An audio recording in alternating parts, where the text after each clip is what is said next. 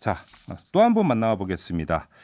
이번에는 그 여당발 이슈가 하나가 있습니다. 종합부동산세인데요. 이낙연 선대위원장이 주로 이제 서울 강남권 벨트 후보들의 어떤 주장을 받아가지고 1가구 1주택자의 경우에는 종부세 완화 방안 이런 것들을 좀 검토할 수 있지 않느냐라는 취지의 발언을 했습니다. 그래서 좀 파문이 일고 있는데요. 이분은 이 문제에 대해서 어떻게 바라보고 있는지가 궁금합니다. 건설산업연구원 출신의 부동산 전문가죠. 경기 고양정 미래통합당 후보로 나선 분입니다. 김현아 후보 만나보도록 하겠습니다. 나와 계시죠? 네, 안녕하십니까? 네, 안녕하세요. 일단 이전부터 여쭤보겠습니다. 후보님이 지금 출마한 고양정이 네, 김현미 그 국토부 장관 지역구 아니었습니까? 네, 그래서 맞습니다. 이곳에서 이제 그 지역구의 이슈가 부동산 문제가 되는 것이냐, 이제 선거 초기에 이런 어떤 좀 관심을 모았었는데 지금 어떻게 좀 진행이 되고 있나요? 네, 이곳에서의 부동산 문제는 사실은 표면에 드러난 것이고, 네. 그것이 대표적인 게 지역 주민들이 반대하는 창릉 3기 신도시를 음흠. 지역구 출신 국회의원이면서 국토교통부 장관인 김현미 장관께서 지역에 이제 폭탄처럼 던지신 것이 하나의 계기가 됐습니다. 네. 근데 제가 와서 여기서 선거 활동을 하고 정치 상황을 살펴보니까 음. 정말 10년 동안 정치인들이 거짓된 공약, 또 이룰 수 없는 공약으로 지역 주민들에게 엄청 희망 고문을 해오셨고, 그런 결과가 집값을 계속 떨어뜨리고 지역의 가치를 떨어뜨리고 그다음에 일산 서구를 수도권의 배드타운으로 전락시키는 결과를 초래했습니다.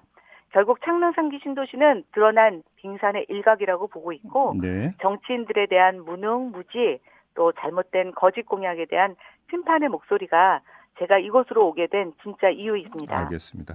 그런데 심지어 오늘 여쭤보고자 하는 것은 그 뭐 창릉 신도시 문제는 아니고요. 종부세 문제로 좀 지금부터 집중해서 질문 드리겠습니다, 후보님. 네. 그 일단 후보님 개인 견해는 종부세 완화를 해야 된다는 입장이신가요?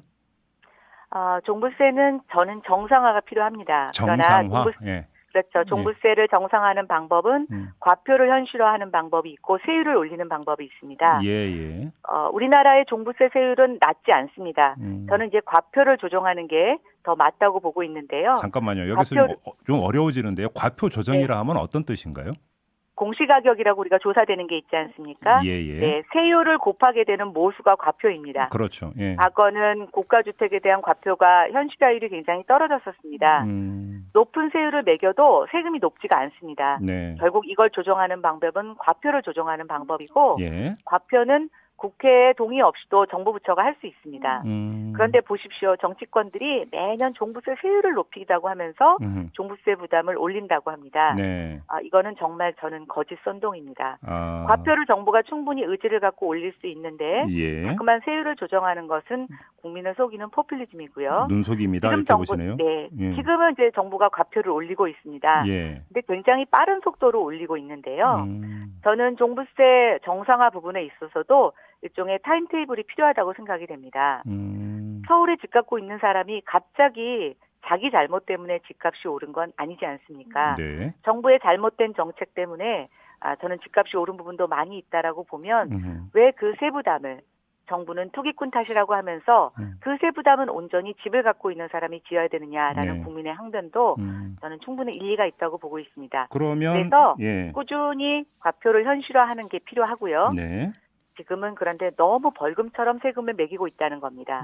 특히 얘기가 되고 있는 1가구 1주택의 경우에서는 주거 선택에 있어서 자기가 자유롭게 주거를 선택을 했는데 특정 지역에 집이 많이 올랐다는 이유 하나만으로 네. 급격하게 세금을 올리는 건 세금이 아니라 벌금입니다. 그래요. 알겠습니다. 그러면 이건 어떻게 보세요? 지금 그 이낙연 민주당 선대위원장 같은 경우는 종부세 완화를 검토할 수도 있다라는 요지의 발언을 했는데요. 이 발언은 어떻게 받아들이세요?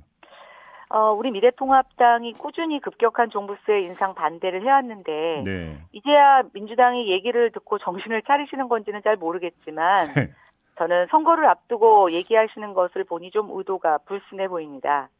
선거 끝나고 제자리로 돌아갈 가능성 높다고 보고 있고요. 네. 국민들은 이렇게 선거 때마다 말 바꾸는 집권 여당의 선대위원장 또 해당 지역구 의원들에 대해서 아마 굉장히 유심히 지켜보시고 감시할 거라고 생각이 됩니다.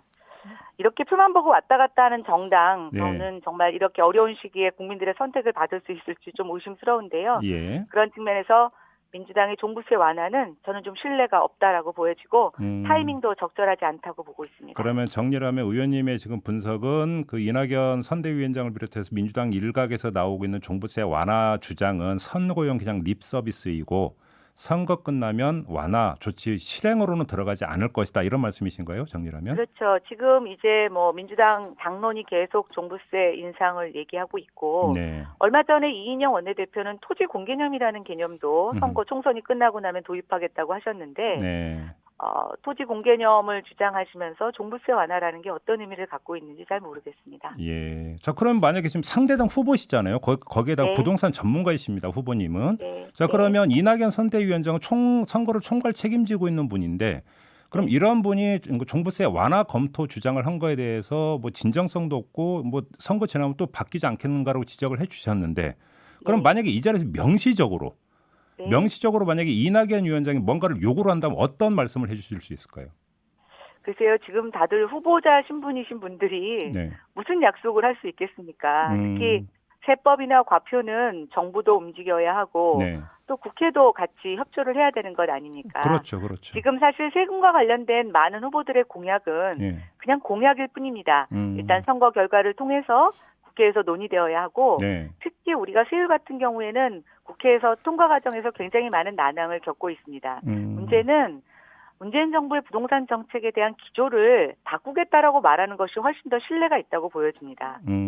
세금이 벌금이 아니라 정당하게 갖고 있는 재산에 대해서 내야 되는 부담이라고 본다면 네. 사실은 그렇게 말하는 게 더 신뢰가 있다고 보고 있고요. 예. 또 하나 종부세를 올리면서 거래세를 낮추는 즉 양도세를 완화하는 저는 두 가지 병행하는 정책을 같이 실현하지 않고서는 이것은 그냥 벌금식의 네. 부동산의 징벌적 조세라고 생각이 됩니다. 지금 의원님 말씀은 굳이 뭐 국회 거쳐서 세율 조정하려고 하지 말고 그 과표 조정은 정부의 권한이니까 정부가 정말 하고 싶으면 과표 조정하면 되는 거 아니냐 이런 말씀이시네요. 그렇죠. 그래서 세율은 지금보다 훨씬 낮춰도 된다고 생각이 되고요. 예. 특히 이제 뭐 서울의 평균 집값이 거의 지금 10억이 넘어가고 있습니다. 10억 가까이 되고 있는데 네. 우리가 지금 부동산 세제에서 갖고 있는 여러 가지 기준 금액 자체에 대한 조정도 이제는 한 번쯤 해볼 필요가 있다고 생각이 되는데요. 어떤 그런 근본적인 대책을 얘기하는 게 아니라 막연하게 부동산 종부세를 완화하겠다라고 하는 것은 정말 서울 지역에 특화된 발언이신데요. 네.